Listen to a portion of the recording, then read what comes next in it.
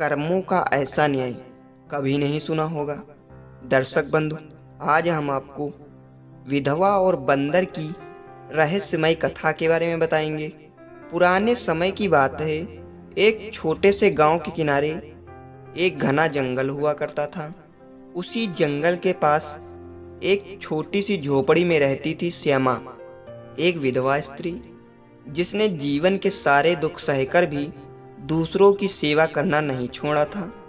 उसका पति वर्षों पहले एक दुर्घटना में मारा गया था। कोई संतान नहीं थी, अकेली थी, मगर मन से दृढ़। गांव के बच्चे जब भूखे होते तो वह अपनी 2 रोटी में से एक रोटी उन्हें दे देती, बीमार को जड़ी बूटी देती और पशु पक्षियों तक प्रेम से भोजन कराती। एक दिन जब श्यामा जंगल से लकड़ी काटकर लौट रही थी तो उसे एक घायल बंदर का बच्चा दिखा। उसके पैर में कांटा चुभा था और वह दर्द से कराह रहा था। श्यामा ने उसे उठाया, अपने आंचल से लपेटा और घर ले आई। कई हफ्तों तक उसने उसकी सेवा की, दूध पिलाया, औषधियाँ दी और वह बंदर धीरे धीरे ठीक हो गया।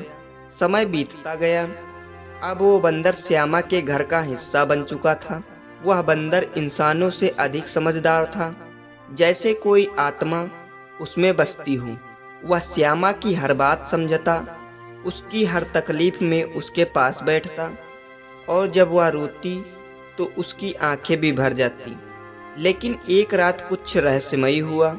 श्यामा गहरी नींद में थी कि अचानक उसकी झोपड़ी के दरवाजे पर जोर की दस्तक हुई। जब उसने दरवाजा खोला, वहां एक राजसी वस्त्र पहना हुआ वृद्ध व्यक्ति खड़ा था, जिसके हाथ में चांदी की छड़ी थी और आंखों में अगाध गहराई। वृद्ध बोले, तू धन्य है श्यामा, तूने जो सेवा की है वह एक साधारण बंदर की नहीं की थी। वह एक श्रापित देवता था, जिसे अपने घमंड के कारण वानर योनि में जन्म लेना पड़ा था। उसे मुक्ति केवल किसी सच्चे कर्मयोगी की सेवा से मिल सकती थी और तूने वो कर दिखाया। श्यामा सन्न रह गई। वृद्ध ने आगे कहा, अब उसका श्राप समाप्त हो चुका है।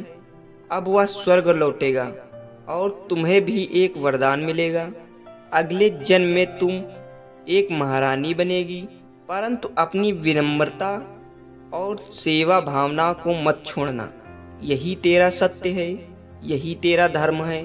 श्यामा कुछ कह भी नहीं पाई कि वृद्ध ओझल हो गया और बंदर उसकी बगल में बैठा था अचानक प्रकाश में विलीन होकर आकाश की ओर उड़ चला।